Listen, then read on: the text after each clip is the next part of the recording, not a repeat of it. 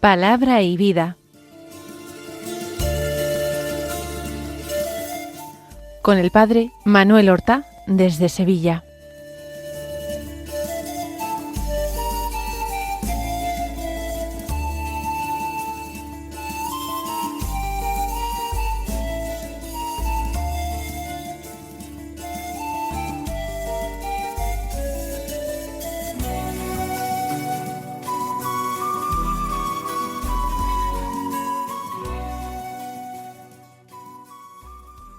En el nombre del Padre, y del Hijo, y del Espíritu Santo. Amén. Alabados sean Jesús y María. Muy buenos días, queridos amigos, oyentes de Radio María y seguidores del programa Palabra y Vida. Hoy es el viernes de la 29ª semana del tiempo ordinario. Por ser viernes es el día penitencial de la semana. No lo olvidemos. Los viernes la Iglesia nos impone un precepto, que es el de abstenernos de comer carne. Este precepto entra en vigor, tiene uno que observarlo a partir de los 14 años de edad y se extiende durante el resto de nuestra vida. Eso sí, por enfermedad, otras justas razones, podemos incumplirlo, pero siempre supliéndolo por alguna otra obra penitencial al alcance de nuestras posibilidades. La Iglesia también, incluso sin motivos suficientes, nos da la oportunidad de suplir la abstinencia de carne por otra obra piadosa, caritativa o penitencial. Pero, ojo, que hay que suplirlo por algo, no vivir los viernes como un pagano. Es el día en que nosotros recordamos la pasión y muerte de nuestro Señor Jesucristo. Ahora vamos a escuchar la palabra de Dios que se proclama en la liturgia de la misa del día. Proseguimos con la lectura continuada de la carta del apóstol San Pablo a los Efesios. Esta carta, al igual que la carta a los Gálatas, que hemos leído inmediatamente antes, y que en la Biblia además se encuentran juntas, primero Gálatas y después Efesios, es una carta que no es muy larga, son 6 capítulos. Para que tengamos una idea un poco simplificada pero veraz, los 3 primeros capítulos son de índole más doctrinal y los 3 capítulos a continuación, el cuarto, el quinto y el sexto, son de índole más moral. El apóstol exhorta a los efesios a practicar la virtud, o mejor dicho, las virtudes cristianas. Los exhorta paternalmente a no aflojar en ese combate del que yo estoy hablando, en esa lucha contra las malas tendencias. Hoy precisamente digo esto porque comenzamos el capítulo 4 de la carta, del que leemos los versículos 1 al 6, que dicen así: Hermanos, yo, el prisionero por el Señor, os ruego que andéis como pide la vocación a la que habéis sido convocados. Sed siempre humildes y amables. Sed comprensivos. Sobrellevaos mutuamente con amor, esforzándoos en mantener la unidad del espíritu con el vínculo de la paz. Un solo cuerpo y un solo espíritu, como una sola es la esperanza de la vocación a la que habéis sido convocados. Un Señor, una fe, un bautismo, un Dios, Padre de todos, que está sobre todos, actúa por medio de todos y está en todos. Pues vamos a ir comentando este hermoso texto que nos va a ser de mucho provecho. se presenta a Pablo como el prisionero por el Señor. Yo, el prisionero por el Señor. Cierto que al comienzo de muchas cartas, él acude al título más glorioso, apóstol de Cristo Jesús, por voluntad de Dios. Él siempre ha defendido su condición de apóstol al mismo rango, al mismo nivel que los 12 que escogió Jesús en los días de su vida mortal. Él siempre ha defendido su vocación al apostolado. El último de los apóstoles, el más indigno, pero apóstol. Pero para un Pablo que se va haciendo anciano en cadenas, otro título de gloria va a ser este, el prisionero por el Señor. Él ha perdido todo por el Señor. Perdió la posibilidad de un porvenir brillante en el judaísmo, y por el Señor lo sacrificó todo. Es de los apóstoles que se han consagrado a la predicación en el celibato, lo cual era más bien extraño y raro en aquel tiempo. De hecho, él mismo exhortará a sus fieles a que diciéndoles que les gustaría que fuesen como él, es decir, que no tomaran mujer. Pero él ahora ha sacrificado uno de los dones más preciosos de los que siempre ha disfrutado. Ha sacrificado la libertad. Antes se movía a impulsos del espíritu. El espíritu lo llevaba de acá para allá. El espíritu le impulsó a pasar a Europa y predicar en Grecia. Él ansiará ir hasta los confines del mundo, y lo consiguió. Ir a Roma, escribe a los romanos, pero en esta misma carta a los romanos expresa su deseo de pasar a España, también a anunciar allí el Evangelio. Pero ahora es el prisionero por el Señor. El Señor le deja en esa aparente e inútil inactividad. Pues bien, el prisionero por el Señor os ruega que andéis como pide la vocación a la que habéis sido convocados. Cada uno de los cristianos ha sido llamado por el Señor. Es una persona vocacionada, llamada. Pues hay que ser coherentes con esa vocación. No podemos hacer profesión con los labios o en el culto de nuestra fe cuando nuestra vida desdice totalmente el glorioso nombre que llevamos. Nuestro glorioso nombre es el de cristianos. Andad como pide la vocación a la que habéis sido convocados. Y ahora, en esto, nosotros leemos entre líneas, pues también lo propio de la vocación apostólica es aceptar la limitación, la inactividad, la aparente esterilidad. El apostolado no es la vida de una actividad incesante, continua, sin fin. El apóstol puede ser que en cierto momento dolorosamente tenga que parar, decirse hasta aquí he podido llegar, ahora el Espíritu me quita, me priva de esa aparente libertad, éxito, ahora me deja reducido a nada, a ser simplemente prisionero por Cristo Jesús. Continúa San Pablo: sed siempre humildes y amables, sed comprensivos. Humildes y amables, humildes, conscientes de quiénes somos verdaderamente. Recuerden lo de Santa Teresa, la humildad es la verdad. Conscientes de nosotros, por supuesto, de nuestras cualidades.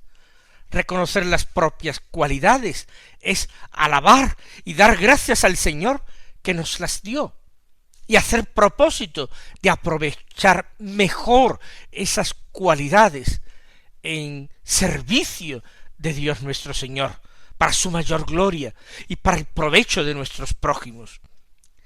Ser humilde es también, por tanto, reconocer las propias limitaciones, las debilidades y fragilidades, los pecados, los defectos, los de carácter y los defectos morales, aquellos que quizás con la gracia que no nos ha faltado podríamos haber superado, y aquellos que se han hecho pertinaces y todavía nos afligen. Sed humildes, y no penséis que sois superiores a nadie, ni os creáis de ninguna manera mejores de lo que realmente sois, porque ante el Señor hay algo que es muy claro, y es que todos somos pecadores, los que son conscientes de ello y los que parece que lo olvidan, o a quienes una conciencia que no reprocha nada les hace caer en la ilusión de que son justos ante Dios, cuando ellos también son pecadores. Sed humildes, sed auténticos, sinceros, y sed amables. La amabilidad es un rasgo de la bondad. Ser amables es, desde la conciencia del propio pecado, del propio defecto y debilidad, procurar no juzgar y no condenar a los demás, tratar de aportarles la alegría, el consuelo, la esperanza, facilitarles alcanzar el mayor bien posible, ayudarlos en sus necesidades. Bondad y amabilidad. Amabilidad, ya digo, es como un adorno de la bondad. La bondad es la virtud principal, pero tiene que ser no una bondad tan disimulada que resulte en las formas exteriores hosca, sino una bondad iluminada y ungida de amabilidad. Esa bondad que resulta finalmente atrayente, esa bondad que despierta el deseo de imitación, esa bondad que está apaciguada por la paz. Sed humildes y amables, sed comprensivos. Quien es bueno, quien es amable, es comprensivo, es decir, comprende las debilidades y defectos de los demás, y no los juzga ni condena, como hemos dicho antes. Practica esa olvidada obra de misericordia espiritual que es soportar con paciencia los defectos de nuestro prójimo. Continúa diciendo el apóstol: sobrellevaos mutuamente con amor. Es la tolerancia y la paciencia, el ser comprensivo, pero todo esto con amor, y hacedlo mutuamente los unos para con los otros. La vida en la comunidad, ya sea en la iglesia o en cualquier tipo de comunidad humana, no es fácil. Hay que armonizar caracteres distintos, situaciones muy diversas, posiciones, de todo, muy variados, edades, todo, circunstancias muy distintas, y hay que saber sobrellevarse, superar y llevarse, tratarse, superarse en el trato, sobrellevarse mutuamente y con amor, por amor a Dios, sobre todo, y por amor a Dios llegamos también a amar al prójimo, incluso a los más malos y desagradecidos y desagradables. Sobrellevaos mutuamente con amor, esforzándose en mantener la unidad del espíritu con el vínculo de la paz. Trabajar por la paz, luchar por la paz, renunciar al ejercicio de la ira, de la cólera, de la violencia, de una justicia vindicativa que inmediatamente reclama la sanción y el castigo para el otro, cuando a veces para nosotros siempre estamos pidiendo nosotros comprensión y disculpas. Mantener la unidad del espíritu, porque cuando en el cuerpo de la Iglesia no existe paz y falta esa tolerancia, ese amor y esa comprensión mutua, se rompe la unidad del espíritu y entonces la comunidad de la Iglesia, cualquiera que sea, deja de dar testimonio de Dios, del Dios Trinidad, unidad de personas en el amor. Con el vínculo de la paz da testimonio de la unidad del Espíritu. Y confiesa ahora Pablo, un solo cuerpo y un solo espíritu. Un solo cuerpo aquí es el cuerpo de Cristo, el cuerpo místico de Cristo, que es la Iglesia una. Y un solo espíritu, que es el Espíritu de Dios, el Espíritu Santo. Uno solo, como una sola es la esperanza de la vocación a la que habéis sido convocados. Esa esperanza, que es una, es la esperanza del cielo, es la esperanza de la salvación, de la vida feliz con Dios, en la comunidad de todos los bienaventurados, en la Jerusalén del cielo. Una sola es la esperanza de la vocación a la que habéis sido convocados. No hay que considerar esperanzas humanas que terminan fallando, esperanzas humanas que siempre defraudan. No, una sola es la esperanza.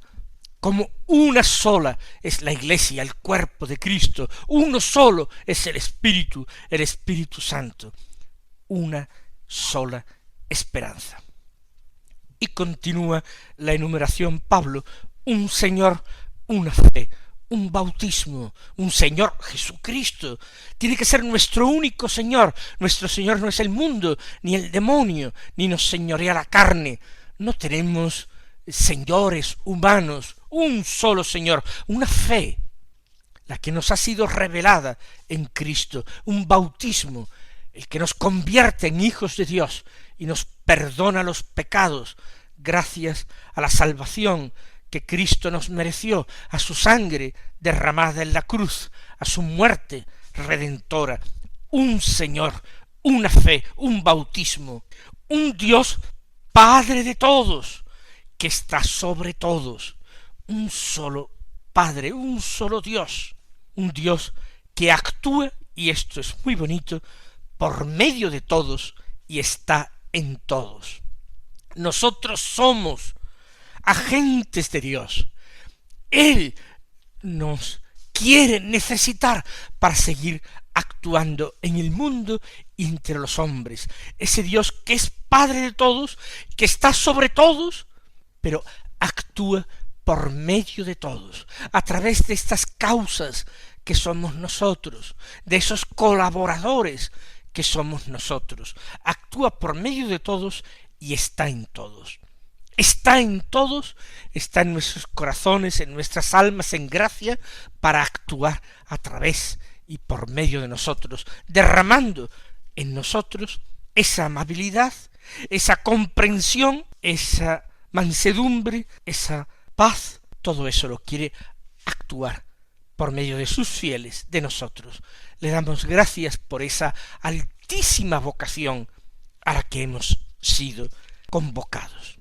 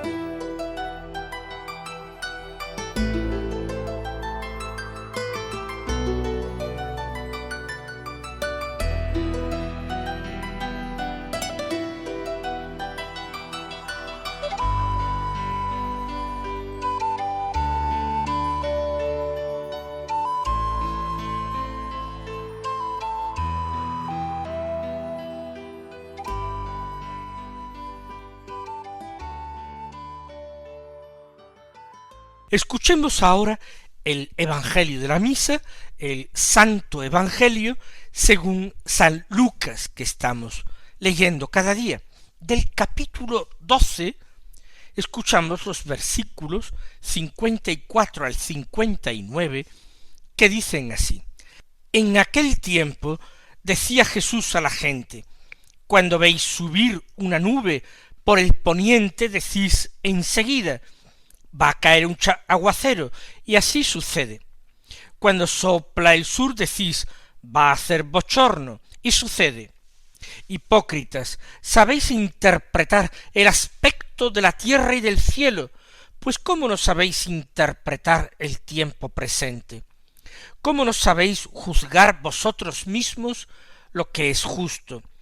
Por ello, mientras vas con tu adversario al magistrado, haz lo posible en el camino por llegar a un acuerdo con él, no sea que te lleve a la fuerza ante el juez, y el juez te entregue al guardia, y el guardia te meta en la cárcel.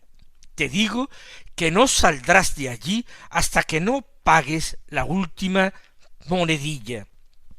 No tenemos mucho tiempo para comentar este texto, un solo minuto, pero vamos a decir que el Señor invita ahora y tantas veces a la atención, a saber pescar los pequeños signos, los pequeños detalles que están a nuestro alrededor, no desperdiciar nada y saber interpretar esos signos y esos detalles adecuadamente.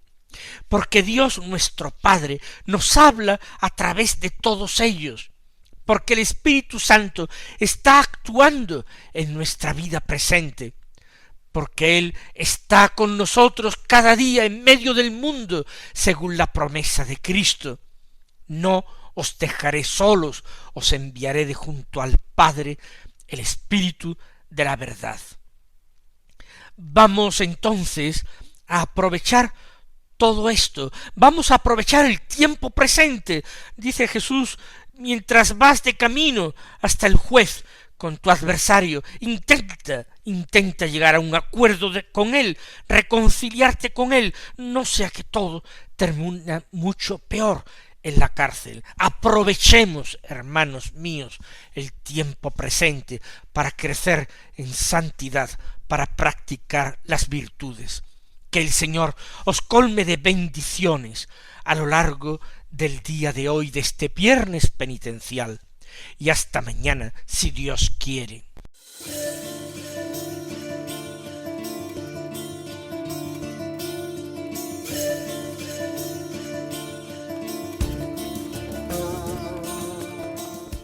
Han escuchado en Radio María Palabra y Vida, un programa que dirige el Padre Manuel Horta.